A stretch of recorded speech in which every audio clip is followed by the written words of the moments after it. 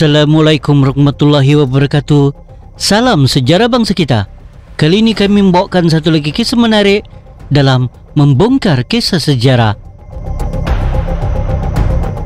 Dan kisah untuk kali ini ialah institusi awal dalam Kesultanan Brunei, episod pertama. Seperti apakah kisah ini? Mari sama-sama kita saksikan apakah kisah sejarah bangsa kita untuk kali ini.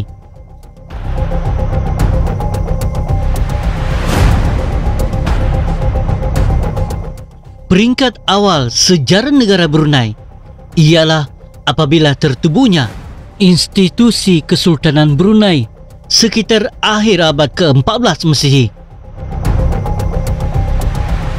Pada peringkat ini, agama Islam mula menjadi agama rasmi.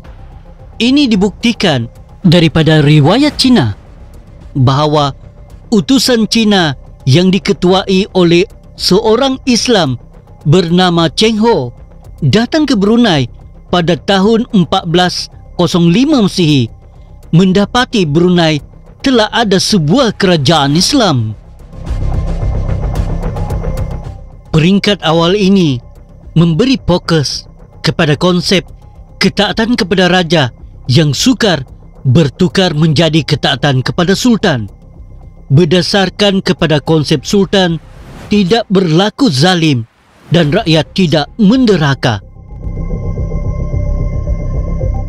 Kepada konsep ini adalah berasaskan daripada prinsip politik Islam, di mana raja mesti berlaku adil dan tidak menzalimi rakyat, sementara rakyat pula mestilah patuh kepada pemerintah selama mana perintahnya tidak menyuruh melakukan larangan Tuhan. Sesungguhnya tidak tercatat dalam riwayat sejarah awal Islam di Brunei akan wujudnya institusi pemerintah seperti yang diasaskan oleh Rasulullah sallallahu alaihi wasallam. Seperti adanya sistem pentadbiran, ekonomi seumpama Baitumal, sistem kehakiman dan sistem pertahanan. Namun tidak dapat dinafikan wujudnya institusi Kesultanan Islam pada peringkat awal ini yang meletakkan asas ke arah pembentukan kerajaan Islam yang lengkap secara berperingkat dalam perlaksanaannya. Pengganti kepada Sultan Muhammad, Sultan pertama ialah Patih Berbai yang telah diangkat menjadi Sultan bergelar Sultan Ahmad.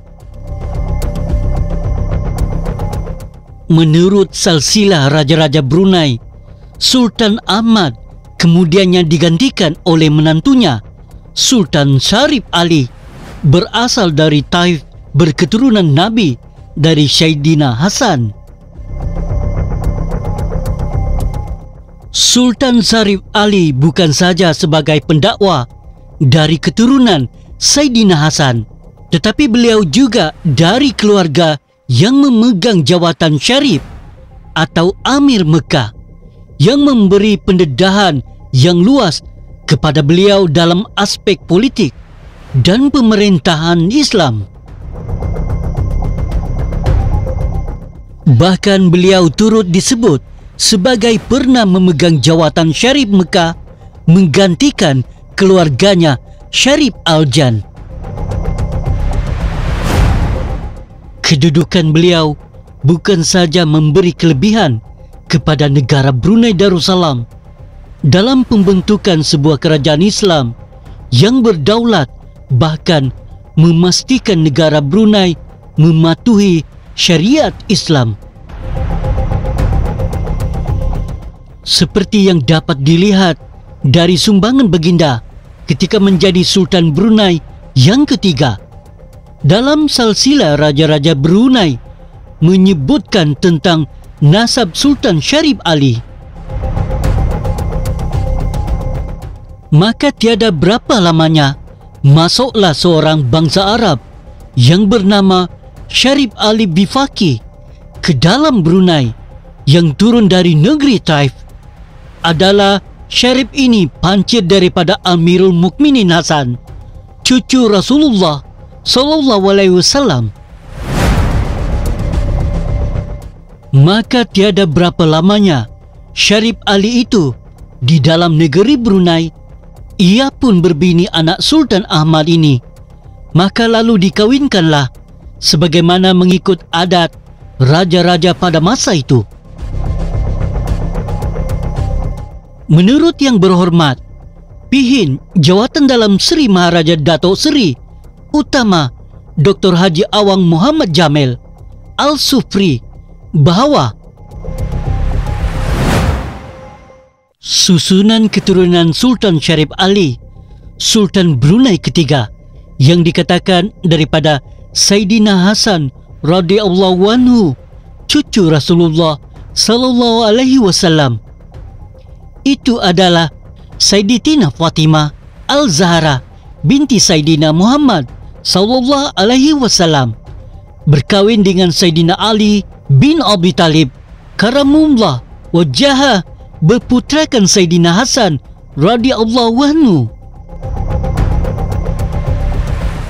beranakkan Saidina Hasan Al-Mustana, beranakkan Abdullah Al-Muhad, beranakkan Musa Al-Jun, beranakkan Abdullah Abdul Radi, beranakkan Musa At-Tasani, beranakkan Muhammad At-Tasir, beranakkan Abdullah Al-Akbar, beranakkan Ali, beranakkan Sulaiman, beranakkan Al-Husain, beranakkan Isa, beranakkan Abdul Karim, beranakkan Munta'an, beranakkan Idris, beranakkan Abu Arish Qatadah, beranakkan Ali Akbar, beranakkan Abu Sa'ad Al-Hasan, beranakkan Muhammad Abu Nami Al-Awal, beranakkan Rumitsah, beranakkan Azlan, beranakkan Syarif Ali, iaitu Sultan Brunei. Antara sumbangan Sultan Syarif Ali dalam menguatkan institusi Kesultanan Brunei ialah dengan menegakkan syariat Islam. Silsilah Raja-Raja Brunei ada menyebutkan, maka Syarif Ali inilah mendirikan agama Islam dan mengeraskan syariat Nabi kita Muhammad sallallahu alaihi wasallam di dalam Brunei. Dalam silsilah Raja-Raja Brunei ada menyebutkan, maka Syarif Ali inilah mendirikan agama Islam dan mengeraskan syariat Nabi kita Muhammad sallallahu alaihi wasallam di dalam Brunei dan membuatkan masjid.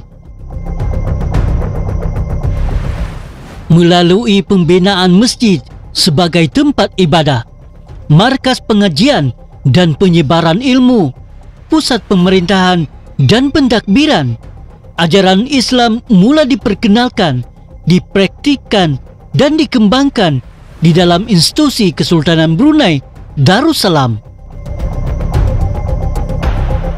Sebagaimana yang diamalkan oleh baginda Rasulullah sallallahu alaihi wasallam ketika pembentukan kerajaan Islam pertama di Madinah, bermula dengan berdirinya Masjid Al-Nabawi yang dianggap sebagai nadi kepada kegiatan masyarakat dan negara Islam pertama.